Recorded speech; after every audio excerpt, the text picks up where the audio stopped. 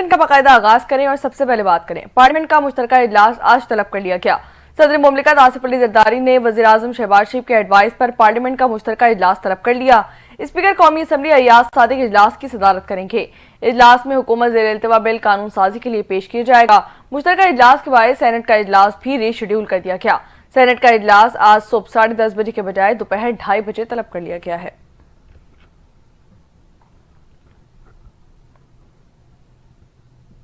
वज़ीर आज़म शहबाज शरीफ ने हुकूमती कारकर्दगी बेहतर बनाने और ब्यूरोक्रेसी में तब्दीलियों के लिए 20 रुकनी कमेटी का क़याम का ऐलान कर दिया। कमेटी की क़यादत नायब वज़ीर आज़म ईसाक डार करेंगे। कमेटी के मेंबरान में मुख्तलिफ कारोबारी शख्सियात, टेक्नोक्रेट, साबिक और मौजूदा आलमी बैंक के अफसरान और कुछ रिटायर्ड ब्यूरोक्रेट्स भी शामिल किए जाएंगे। मुआशी उमूर के वफाकी वजीर, पेट्रोलियम के वफाकी वजीर, इंफॉर्मेशन टेक्नोलॉजी के वफाकी वजीर कमेटी का हिस्सा होंगे। पाकिस्तान पीपल्स पार्टी की शहरी रहमान और साबिक वजीर मौसूलात हारून इख्तियार भी इसमें शामिल कर दिए गए हैं। सेक्रेटरी मुआशी उमूर सलमान अहमद, सेक्रेटरी फाइनेंस आलमी बैंक के साबिक सदर आबिद हसन भी शामिल कर दिए गए। कमेटी मुख्तलिफ हुकूमती इदारों के दरमियान ताउन और राब्ते बढ़ाने और हुकूमती तरजीहात पर फौरी रद्द-ए-अमल देने के हवाले से वफाकी हुकूमत की तजावीज़ पेश करेंगी। कमेटी अपनी पहली रिपोर्ट वज़ीर आज़म शहबाज शरीफ को 1 माह के अंदर पेश करेगी। इसी के साथ साथ वफाकी सेक्रेटेरिएट की कारकर्दगी का जायजा लेने के अलावा फैसला साजी के अमल में हायल रुकावटों का भी जायजा लिया जाएगा और इसके हल के हवाले से तजावीज़ मुरतब करी जाएंगी। इस सिलसिले में न्यूजीलैंड और सिंगापुर की हुकूमती फ्रेमवर्क मॉडल से मदद दी जाएगी।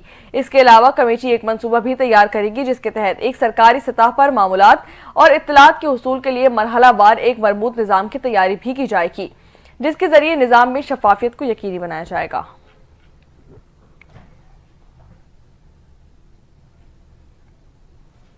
यहाँ आपको बताएं कि बिलावल भुट्टो जरदारी और ख्वाजा मोहम्मद आसिफ को हाई पावर सिलेक्शन बोर्ड का मेंबर बना दिया गया है। वज़ीर आज़म शहबाज शरीफ ने बिलावल भुट्टो जरदारी की ख्वाहिश पर उन्हें हाई पावर सिलेक्शन बोर्ड का मेंबर बना दिया। पाकिस्तान पीपल्स पार्टी के चेयरमैन बिलावल भुट्टो जरदारी ने वज़ीर आज़म से हाई पावर सिलेक्शन बोर्ड में शामिल करने का मुतालबा किया था। हाई पावर सिलेक्शन बोर्ड में पहली मरतबा सियासी तैनाती की गई है। एस्टेब्लिशमेंट डिवीजन ने बिलावल भुट्टो जरदारी और ख्वाजा आसिफ की तैनाती का गजट नोटिफिकेशन भी जारी कर दिया। हाई पावर सिलेक्शन बोर्ड में सर्विस ग्रुप के ग्रेड 22 के अफसरान की तरक्की पर फैसले किए जाएंगे। बिलावल भुट्टो ने वज़ीर आज़म शहबाज शरीफ से हाई पावर सिलेक्शन बोर्ड का मेंबर बनने की ख्वाहिश का इजहार किया था। बोर्ड का इजलास काफी अरसे से ताखीर का शिकार हो रहा था।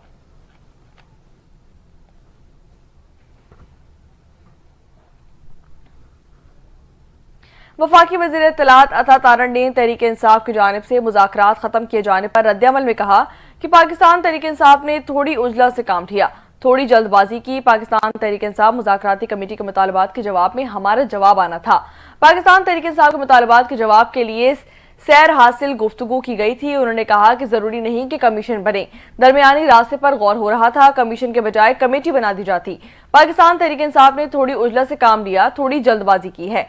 अता तारण का मजीद कहना था कि पाकिस्तान तहरीक इंसाफ वाले ऐसा जायज बहाना ही ढूंढ लेते कि लगता है कि उनके साथ ज्यादती हुई है। उन्होंने बदनीयती पर मबनी उजरत में फैसला किया, बगैर वजह मुज़ाकरात को खत्म कर दिया गया। जवाब का इंतजार करना डेडलाइन तक लाजिम था। अब जिम्मेदारी पाकिस्तान तहरीक इंसाफ पर है। उन्होंने कहा कि हामिद रजा के घर या मदरसे पर छापे मारकर हुकूमती मुज़ाकराती कमेटी से राब्ता किया जाता था। 190 मिलियन पाउंड केस का असर कम करने के लिए रुख भी मोड़ा जा रहा है। गुज़िश्ता रोज बानी पाकिस्तान तहरीक इंसाफ की जानिब से हुकूमत के साथ जारी मुज़ाकरात खत्म करने का ऐलान किया गया है।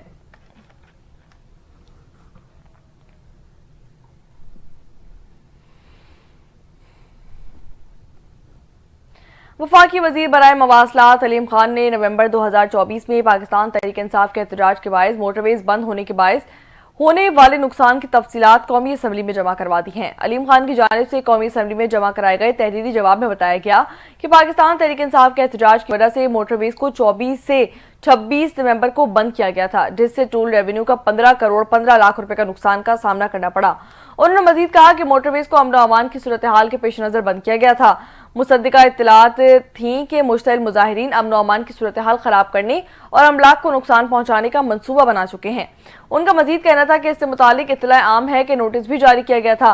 वफाकी वज़ीर मवासलात का मजीद बताना था कि गुज़िश्ता हफ्ते के दौरान 3 मोटरवेज पर टोल रेवेन्यू 35 करोड़ 36 लाख रुपए हासिल हुआ है।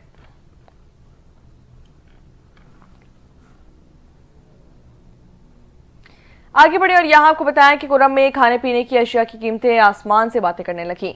अशारिया खुर्दोनोश की किल्लत बरकरार है। शहर में आटा चीनी, सब्जी, गैस और पेट्रोल के लिए शदीद शहरियों को मुश्किलात का सामना करना पड़ रहा है। अशिया की किल्लत के साथ साथ उनकी कीमतों में भी इजाफा देखा गया है। कुरम में 1 किलो प्याज 600 रुपए, टमाटर 450, घी 730 रुपए, 1 किलो चीनी की कीमत 260 रुपए मुकर्रर कर दी गई है। शहरियों ने हुकूमत से अद्वियात और पेट्रोलियम मसनूआत की सप्लाई यकीनी बनाने का मुतालबा भी कर दिया है।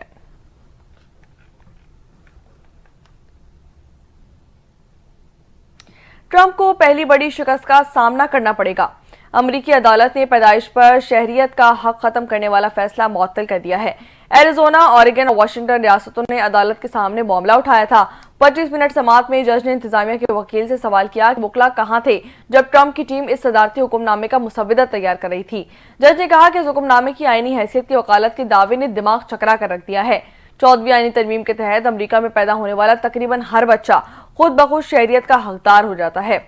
जज ने सदर ट्रंप का इकदाम यकसर गैर आईनी करार दे दिया। मजीद कार्रवाई तक सदारती हुक्मनामा 14 रोज के लिए इल्तवा का शिकार है।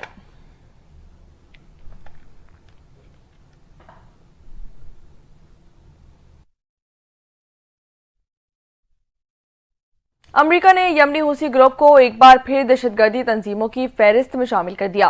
व्हाइट हाउस की जानिब से जारी बयान में कहा गया कि हूसियों की कार्रवाई मशरिक वस्ता में हमारे शहरियों के लिए खतरा साबित होगी। व्हाइट हाउस के मुताबिक यमनी हूसी ग्रुप को एक बार फिर दहशतगर्दी तंजीमों की फहरिस्त में शामिल कर लिया गया। ईरान ने रद्द-ए-अमल में कहा कि ट्रंप इंतजामिया का यमनी हूसी ग्रुप को दहशतगर्द करार देना बेबुनियाद बात है। ये इकदाम यमनी अवाम के खिलाफ इंसानी पाबंदियां लगाने का बहाना है। ईरान का कहना है कि मनमाने, बेबुनियाद यकतरफा इकदाम आलमी कवानीन की हुक्मरानी को मजीद कमजोर करेंगे। ऐसे इकदाम इलाकाई अमन व इस्तेहकाम खतरे में डाल सकते हैं। खबर रसाई एजेंसी के मुताबिक बाइडेन इंतजामिया ने 2021 में हूसी ग्रुप को दहशतगर्दों की फहरिस्त से निकाल दिया था।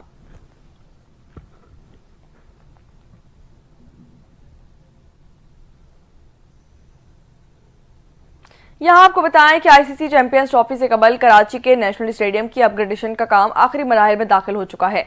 नई तामीर होने वाली फॉर एंड बिल्डिंग में प्लेयर एरिया का काम भी मुकम्मल कर लिया गया। टॉप फ्लोर पर पार्टीशन और दीगर फ्लोर पर सफाई का काम भी जारी है। पीसीबी की जानिब से मीडिया को स्टेडियम का दौरा भी करवाया गया। इस मौके पर नेशनल स्टेडियम के जनरल मैनेजर अरशद खान ने बताया कि स्टेडियम के 2 इंक्लोजर को यूनुस खान और शाहिद आफरीदी के नामों से मंसूब किया जाएगा। बिल्डिंग के ग्राउंड फ्लोर पर 2 वीआईपी स्टैंडर्ड्स बनाए जाएंगे और 1050 अफराद की गुंजाइश वाले 2 स्टैंडर्ड्स को माजिद खान और जहीर अब्बास इंक्लूजर का नाम दिया जाएगा। अरशद खान का मजीद बताना था कि 3 लाइट टावर पर फ्रेम लगाने का काम भी मुकम्मल हो चुका, जबकि अगले 2 रोज में बकिया टावर्स का फ्रेमवर्क भी मुकम्मल कर लिया जाएगा। प्रोजेक्ट डायरेक्टर बिलाल चौहान ने एतमाद जाहिर किया कि अपग्रेडेशन का तमाम काम 31 जनवरी तक मुकम्मल हो जाएगा।